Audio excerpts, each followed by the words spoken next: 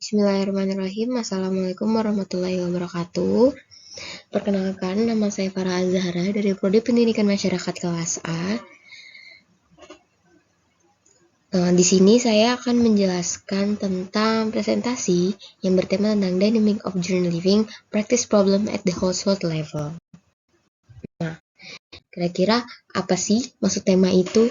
Tema itu tuh di sini tentang tantangan atau solusi dalam tingkat rumah tangga yang dimana itu mereka tuh diajak untuk berperilaku hidup hijau gitu di lingkungan, di masyarakat juga. Nah, karena masalah-masalah ini, masalah rumah tangga, masalah lingkungan ya sebenarnya tuh umum terjadi di lingkungan masyarakat itu sebenarnya tuh sangat berdampak gitu kepada keberlanjutan lingkungan gitu, kayak konsumsi makanan, sisa makanan gitu, dan limbah rumah tangga dan pemeliharaan lingkungan. Nah, di sini tantangan masyarakat itu pastinya dalam mengembangkan kebiasaan ramah lingkungan, dan tentunya itu pasti kan nggak mudah ya teman-teman. Nah, yang dimana mereka ini pasti untuk membangun tantangan ini, pasti mereka itu harus mempunyai kesadaran gitu kan. Nah, dari kesadaran ini mereka baru bisa membuat perilaku dan perubahan-perubahan kecil dalam mengatasi problem-problem perilaku hijau ini. Nah, dan untuk mengatasi tantangan-tantangan ini pasti setiap orang itu kan butuh juga dengan biaya, terus energi dan konsumsi-konsumsi lainnya, atau enggak dengan produk-produk ramah lingkungan, yang tentunya pasti itu tuh tidak mudah dalam masyarakat tuh seperti membalikan telapak tangan gitu kan. Dan pastinya mereka juga harus perlu edukasi, tahu apa ini tentang masyarakat, tentang sampah, pengelolaan sampah, tentang pengelolaan limbah, pengelolaan air, dan lain-lainnya tuh. Nah, oke, selanjutnya saya ada contoh di sini. Ini contoh di salah satu tetangga rumah saya, yaitu tentang bahwa mereka ini suka menumpuk, salah satunya mereka ini suka menumpuk cucian piring gitu di wastafel. Nah, ini tuh juga salah satu masalah umum, cuman sangat berdampak tentunya. Nah, pastinya seperti ini contohnya itu kan ada limbah makanannya ya.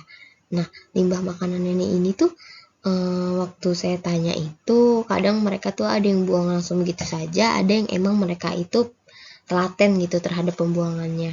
Nah, kalau misalnya untuk yang tidak perhatian dan tidak telaten ini, tentunya ini menjadi masalah gitu ya, karena kan limbah rumah tangga itu kan nggak boleh dibuang sembarangan, karena ntar tuh akan berdampak kepada pencemaran lingkungan di masyarakat, dan seperti menimbulkan bau tidak sedap, atau misalkan nanti selokan jadi mampet atau gimana, kita kan tidak tahu. Nah, makanya dari kebiasaan ini pun harus dibiasakan untuk salah satunya dengan tidak menumpuk cucian piring gitu, cucian wastafel tuh.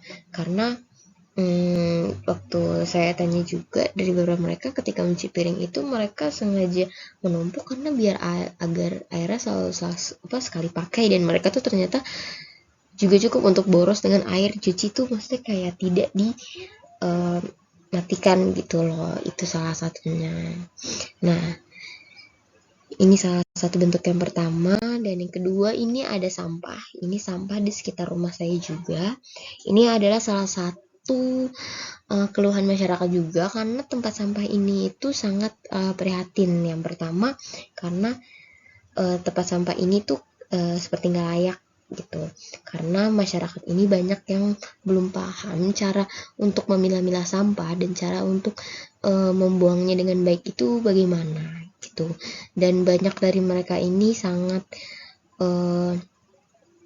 kurang fokus terhadap tetangga mereka sendiri. Kalau nyata tuh buang sampah harus begini. Ada sebagian beberapa yang sudah paham gitu, tapi kebanyakan dari mereka ini yang belum paham, jadi sehingga menimbulkan bau tidak sedap. Dan juga tuh ada banyak binatang yang suka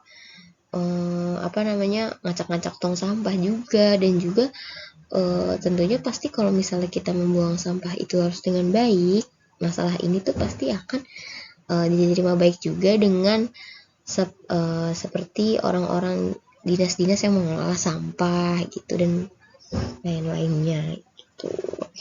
Pastinya ini kan juga menimbulkan ketidaknyamanan ya untuk dilihat dengan mata itu gimana harusnya tempat pembuangan yang bagus itu gitu.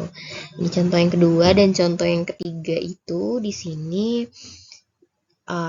di sekitar rumah saya sini juga ada salah satu tetangga rumah saya itu mereka tuh mencuci piringnya itu tuh di luar maksudnya di luar itu di konteks tuh karena mereka mempunyai halaman besar, jadi mereka berpikir menyediakan ruang lain untuk mencuci wastafel gitu. Di dalam pun ada, cuman tetapi mereka jadi menyediakan di luar. Nah ternyata setelah saya tanya-tanya oleh beberapa warga, ternyata ini tuh juga cukup meresahkan karena terkadang airnya itu tuh suka mengganggu jalan gitu, suka mengganggu jalan gang-gang rumah gitu, karena airnya tetap pasti kan akan turun gitu ya, turun ke jalanan gitu. Dan juga kadang ada beberapa dari rumah tangga dari mereka ini membuang ya itu, tidak mengelola limbah makanannya dengan baik gitu. Jadi kadang tuh suka ada bekas-bekas makanan di situ, dan kadang juga airnya juga suka lupa dimatikan gitu. Nah ini tuh tentunya harus butuh kesadaran dari merekanya gitu kan. Nah agar kalau ternyata tuh mencuci di luar itu sebenarnya tidak mengapa, cuman kalau untuk dijadikan kebiasaan tuh sebenarnya kurang baik ya, kurang panak, kurang sedap dilihat. Apalagi kadang mereka katanya suka naruh-naruh piring atau gelas itu di luar situ juga gitu kan, kali-kali jaga-jaga gitu. Cuman ya kembali lagi kepada kodratnya bahwa menjaga lingkungan itu ya harus sesuai dengan selayaknya gitu.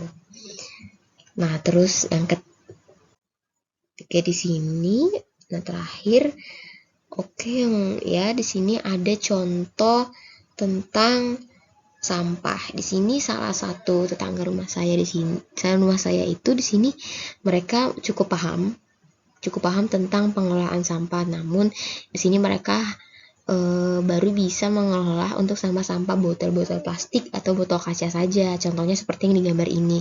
Karena mereka mengaku bahwa terkadang ada beberapa kebutuhan seperti limbah rumah tangga untuk lingkungan itu yang untuk kayak jadikan pot untuk dijadikan atau semacam hal lainnya itu masih dibutuhkan untuk dari sampah-sampah hal seperti ini. Jadi mereka merasa kadang tidak perlu untuk mengorek sampah-sampah yang dari tempat sampah yang tadi itu. Jadi kan kalau tadi kan udah kotor ya, jadi mereka tuh di sini kayak masih ada malah fungsinya dengan baik gitu.